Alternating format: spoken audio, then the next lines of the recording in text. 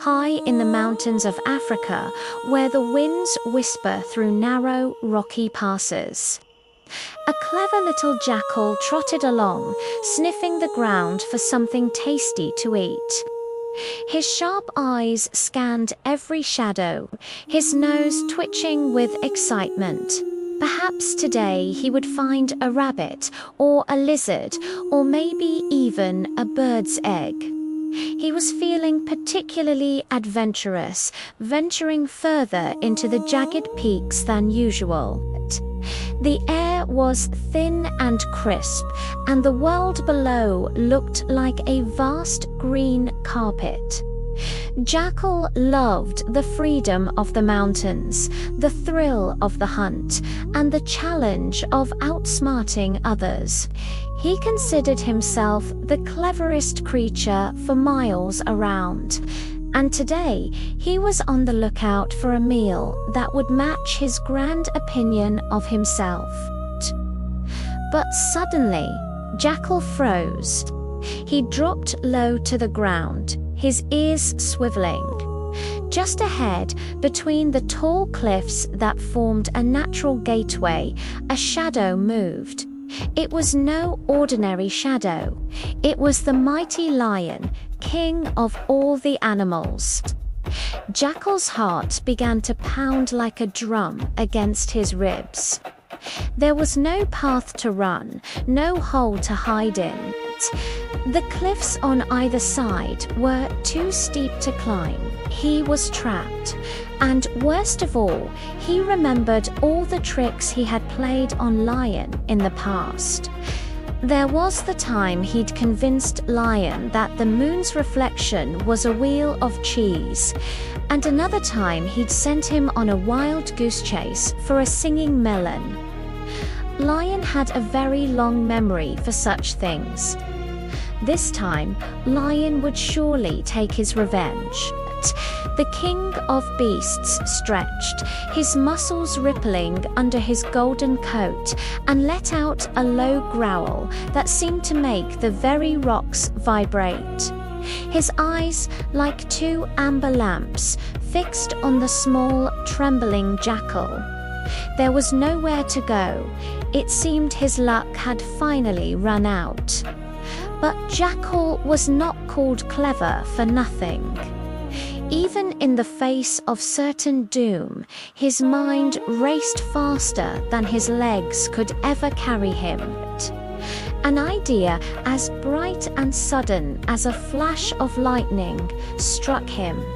He knew that brute force was useless against the lion. His only weapon was his wit. He had to act, and act fast. Before the lion could take another step, Jackal threw his head back and let out a piercing cry. "Help! Help! Somebody help us!" he wailed, his voice filled with genuine-sounding panic. Lion stopped, startled. He hadn't even roared yet. He tilted his massive head, a confused look on his face. "What is it now, Jackal?" the lion growled, his voice a low rumble of suspicion and annoyance.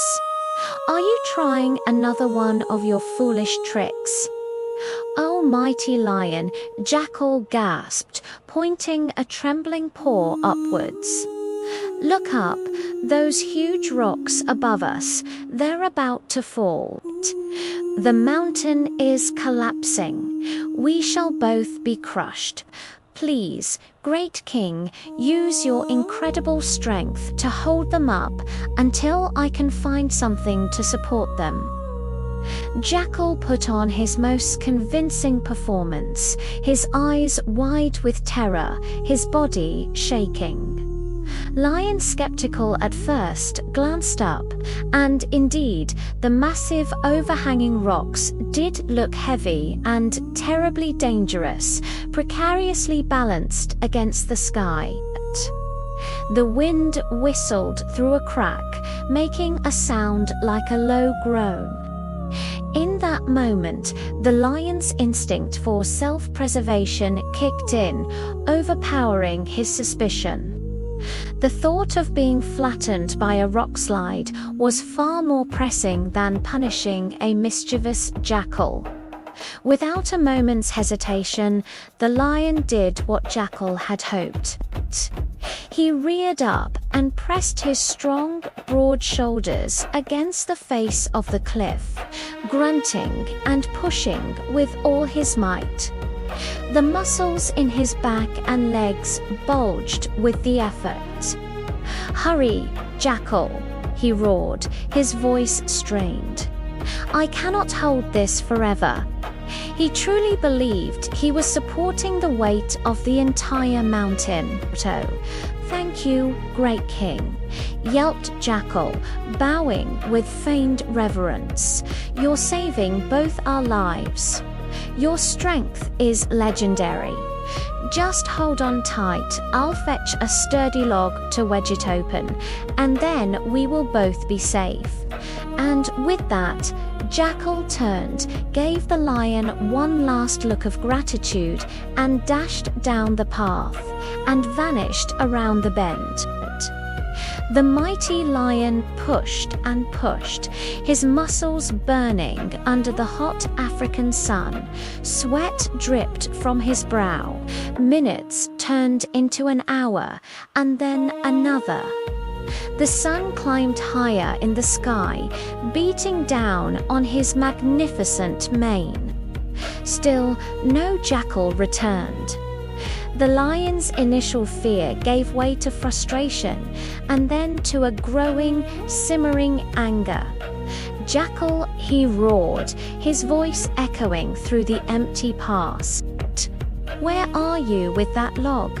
Come back, you coward." Only the sound of the wind answered him, whispering through the rocks as it always had. He pushed a little harder, then dared to ease the pressure slightly. Nothing moved. The rocks remained exactly where they were. Then, slowly, horribly, it dawned on the lion. He had been tricked again. The rocks weren't falling. They had been sitting there for 1,000 years and would sit there for 1,000 more. He had been holding up a perfectly stable cliff while the clever little trickster made his escape. With a final, furious roar that shook the entire mountain pass, he let go and stepped back, shaking with rage. Far away, so faint it was almost lost on the wind, he heard it, the sound of laughter, the high-pitched, mocking laughter of a jackal. "Oh, mighty lion," a distant voice called, echoing through the mountains. "You are strong indeed, but not quite as clever as me." And with a flick of his tail and a final chuckle, Jackal disappeared into the hills, safe once again from the king of the beasts. And that is how the clever jackal escaped from the mighty lion's claws. From that day on, whenever Lion walked through the mountains, he no longer trusted every cry for help. He learned to look before he leaped, and to think before he acted. For in life, as this African story teaches us, strength is powerful, but wisdom and quick thinking can save even the smallest creature from the greatest danger. It's a reminder that the sharpest tool we have is not our claws or our muscles, but our mind. Thank you for joining us for this classic tale. If you enjoyed the story, don't forget to like this video and subscribe to our channel for more fables and legends from around the world. We'll see you in the next story.